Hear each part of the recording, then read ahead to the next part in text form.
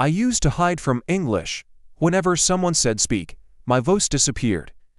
I knew many words, but I couldn't communicate. Then one conversation changed everything. I met Mr. Daniel, an English teacher. He said, "English is a bridge, not an exam. Rule 1. Don't be perfect. Be clear, use simple words, use your voice.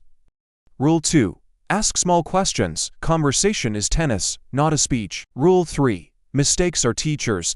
Every mistake moved me forward." A week later, a tourist asked me for directions. Old me would run away, new me breathed and answered, "It's near the bank, I can show you." The sentence was simple. My heart was brave. Communication is courage first. You don't need perfect English. You need honest English. Tomorrow speak one sentence, just one. Start small.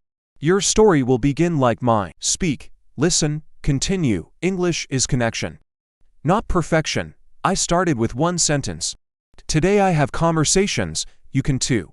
Subscribe for more English stories. Let's speak without fear.